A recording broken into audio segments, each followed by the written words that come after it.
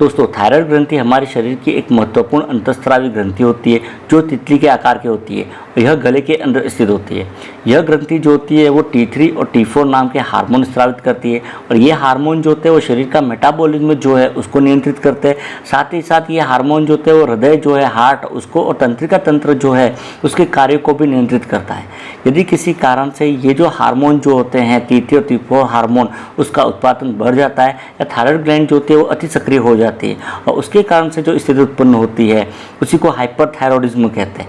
और हाइपरथायरॉयडिज्म के कारण से शरीर की जो BMR जो होती है, बेसल मेटाबॉलिक रेट जो होती है, वो क्या होती है, बढ़ जाती है और वो बढ़ने के कारण से शरीर में कुछ लक्षण जो होते हैं वो दिखाई देते हैं। हाइपरथायरॉयडिज्म में जो लक्षण दिखाई देते हैं उसमें एक तो बहुत ज़्यादा थकान लगना, मतलब व्यक्ति को बहुत ज़्यादा थकान लगती है, थोड़ा सा ही काम करने पर व्यक्ति थक जाता है या आराम करने के बाद भी व्यक्ति को बहुत ज़्यादा थकान लगती है। एक दिल की धड़कनें जो है वो अनियमित हो जाती है, साथ ही साथ दिल की धड़कनें जो है बढ़ जाती है, मतलब हार्ट रेट जो होती है वो बढ़ जाती है।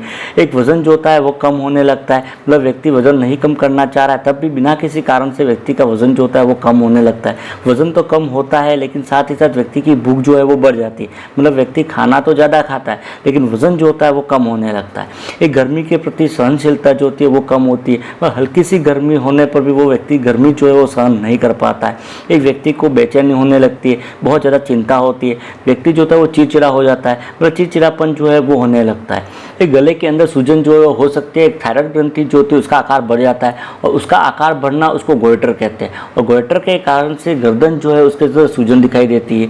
एक हाथों के अंदर कंपन जो उसका अनुभव हो सकता है कि हाथों के अंदर कंपन होने लगते हैं। एक ध्यान को केंद्रित करने में असमर्थता होती है, मतलब एकाग्रता के अंदर कमी होने लगती है। बाल जो होते हैं वो पतले हो जाते हैं और साथ ही साथ बाल जो होते हैं वो झड़ने लगते हैं। तो बालों का झड़ना जिसको एलोपेशिया कहते हैं वो भी एक स्थिति उत्पन्न हो सकती है। एक शरीर का तापमान जो है वो बढ़ा हुआ रहता है, व्यक्ति को टच करने पर ऐसा लगता है जैसे उसको फीवर आ रहा है, उस तरह से लगता है। साथ ही उसको पसीना जो है वो बहुत ज़्यादा आता है। पसीना ज़्यादा आने के कारण से स्किन जो होती है वो नम रहती है, साथ ही स्किन जो है वो पतली हो जाती है। इसके अलावा खुजली की समस्या हो सकती है कि व्यक्ति को खुजली जो है वो ज़्यादा आ सकती है। एक उसको पाचन संबंधी समस्या हो सकती है जैसे कि दस्त लगना, व्यक्ति को दस्त लग सकता है, बार बार टॉयलेट जो है वो जाना पड़ सकता है। एक नींद के अंदर दिक्कत आ सकती है, मतलब नींद नहीं आने की समस्या भी हो सकती है। इसके अलावा यदि हार्मोन का स्तर ज़्यादा बढ़ा हुआ है तो उसके कारण से आंखें जो होती है वो एक तरह से बाहर की तरफ निकल आती है। आंखों का बाहर की तरफ निकलना उसको एक्सोप्थेल्मस कहा जाता है। तो एक्सोप्थेल्मस की कंडीशन जो है वो भी हो सकती है। एक्सोप्थेल्मस के साथ यदि गोइटर की समस्या हो रही है उसको एक्सोप्थेल्मिक गोइटर कहा जाता है। अब बात करते हैं हाइपरथायरॉयडिज्म जो है वो किन कारणों से होता है। तो सबसे पहला तो पुरुषों की अपेक्षा महिलाओं के अंदर ये बीमारी ज़्यादा होती है, मतलब हाइपरथायरॉयडिज्म की समस्या महिलाओं के अंदर ज़्यादा होती है। इसका जो मुख्य कारण होता है वो ग्रेव्स डिसीज करके कंडीशन होती है। ग्रेव्स डिसीज में क्या होता है कि शरीर के अंदर विशेष प्रकार की एंटीबॉडी बनती है और ये एंटीबॉडी जो होती है वो थायराइड ग्रंथि जो है उसको उत्तेजित करती है और उसके कारण से थायराइड ग्रंथि जो होती है वो अपने हार्मोन जो है उसका स्रावन बहुत ज़्यादा करने लगती है और उसके कारण से भी हाइपरथायरॉयडिज्म की समस्या हो सकती है। एक अत्यधिक मात्रा में आयोडीन का सेवन करने के कारण से, आयोडीन जो होता है वो थायराइड हार्मोन जो है उसके निर्माण के लिए और उसको निकालने के लिए ज़रूरी होता है। यदि ज़्यादा मात्रा में आयोडीन का सेवन किया जाता है थायराइड हार्मोन जो उसका स्रावण जो है या उसका निर्माण भी ज़्यादा होगा और उसके कारण से भी हाइपरथायरॉयडिज्म की समस्या हो सकती है। एक थायराइड ग्रंथि के अंदर सूजन के कारण से भी हो सकता है जिसको थायराइडाइटिस कहा जाता है। इसके अलावा थायराइड ग्रंथि या पिट्यूटरी ग्रंथि जो है उसके अंदर ट्यूमर है, तो पिट्यूटरी ग्रंथि में ट्यूमर के कारण से पिट्यूटरी ग्रंथि से एक हार्मोन रिलीज होता है TSH और ये हार्मोन थायराइड ग्रंथि जो इसको स्टिमुलेट करता है और उसके कारण से थायराइड ग्रंथि जो होती है वो अपने हार्मोन का स्रावन बढ़ा सकती है, उसके कारण से हो सकता है। कुछ दवाएं जैसे हाइपोथायरॉयडिज्म है किसी को और उसका उपचार ले रहा है जैसे लिवोथायरॉक्सिन ले रहा है तो उसके कारण से भी हाइपरथायरॉयडिज्म की समस्या हो सकती है, थायराइड का स्तर जो होता है वो बढ़ सकता है। इसके अलावा बहुत ज़्यादा उम्र है जैसे 60 वर्ष से अधिक उम्र है, पारिवारिक इतिहास है, आनुवंशिकता है या अत्यधिक मात्रा में शराब या स्मोकिंग जो है वो करने के कारण से, एक टाइप 1 डायबिटीज़ या मधुमेह के कारण से, गर्भावस्था जो है उसके कारण से भी इसके होने की संभावना ज़्यादा रहती है। तो ये तो इसके कारण जो है वो हो जाएंगे। अब बात करते हैं हाइपरथायरॉयडिज्म जो है उसका इलाज क्या होता है। तो हाइपरथायरॉयडिज्म जो है उसको ठीक होने में थोड़ा लंबा समय लगता है। इसको ठीक होने का समय जो है वो इसके कारण के ऊपर निर्भर करता है। इसको ठीक होने में लगभग 6 से 12 सप्ताह का समय लग सकता है। इसके उपचार के लिए डॉक्टर जो होते हैं वो एंटीथायराइड दवाइयाँ देते हैं जैसे मेथिमाजोल है, प्रोपाइलयूरोथायोरिसिल होती है इत्यादि देते हैं। इसके अलावा बीटा ब्लॉकर जो होते हैं वो दी जाती है। ये बीटा ब्लॉकर जो होते हैं वो लक्षण जो होते हैं उसको कम करते हैं। इसके अलावा एक रेडियो एक्टिव आयोडीन जो है वो भी दिया जाता है। ये रेडियो एक्टिव आयोडीन जो होता है वो गर्भावस्था के अंदर स्तनपान कराते समय या ऐसी महिला जो प्रेगनेंसी चाहती है तो उनको अवॉइड की जाती है।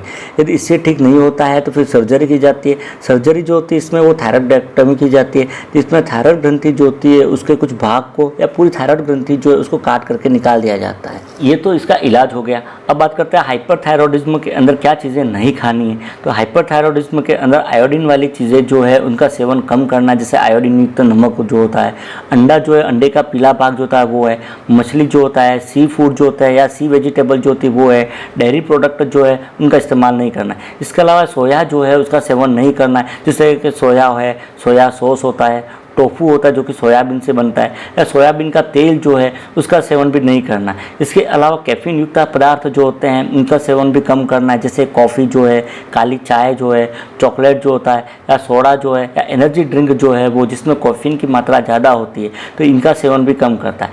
ये सब चीज़ें क्या करती है, थायराइड हार्मोन जो इसके निर्माण को बढ़ा सकती है, तो उसके कारण से हाइपरथायरॉयडिज्म कंडीशन जो है वो ज़्यादा उत्पन्न हो सकती है। अब बात करते हैं हाइपरथायरॉयडिज्म में क्या करना है। तो हाइपरथायरॉयडिज्म के लिए कोई विशिष्ट भोजन जो है वो नहीं होता है, लेकिन फिर भी आयोडीन रहित भोजन लेना है, जैसे कि अनाज होता है, अंडे का सफ़ेद भाग है, शहद है, बिना नमक के मेवे है, फलियाँ है। इसके अलावा विटामिन B12 जो है उससे रिच खाना खाना है, जैसे पालक है, आलू है, साबुत अनाज होता है, मसूर की दाल है, चने हैं। एक सेलेनियम युक्त पदार्थ जैसे कि जई का दलिया होता है, ब्राज़ील की सुपारी होती है। इसके अलावा जिंक जो है उससे रिच पदार्थ जो होता है, फलों के अंदर रंगीन फल जो है वो खाने, रंगीन फलों के अंदर जैसे पपीता है, संतरे है, खरबूजा है, स्ट्रॉबेरी है, तो इन सब में एंटीऑक्सीडेंट होता है, तो ये भी थायराइड के निर्माण को कम करते हैं या थायराइड हार्मोन जो उसको रेगुलेट करने में हेल्प करते हैं।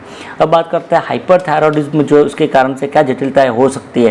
तो हाइपरथायरॉयडिज्म के कारण से हार्ट रिलेटेड समस्याएं हो सकती है, जैसे कंजस्टिव हार्ट फेलियर है या एट्रियल फिब्रिलेशन हो सकता है। एक हड्डियों के अंदर कमजोरी हो सकती है जिसको ऑस्टियोपोरोसिस कहा जाता है। एक महिलाओं के अंदर बाझपन की समस्या हो सकती है, मतलब प्रेगनेंसी धारण करने में समस्या हो सकती है। एक त्वचा के अंदर लालिमा या सूजन हो सकती है। एक आंखों की समस्या हो सकती है जिसको ग्रेव्स ऑप्थेल्मोपैथी कहा जाता है। तो ये तो इसकी जटिलता जो है वो हो जाएंगी।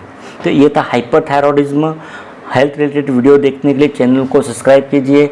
मिलते हैं अगले वीडियो के अंदर। Thank you.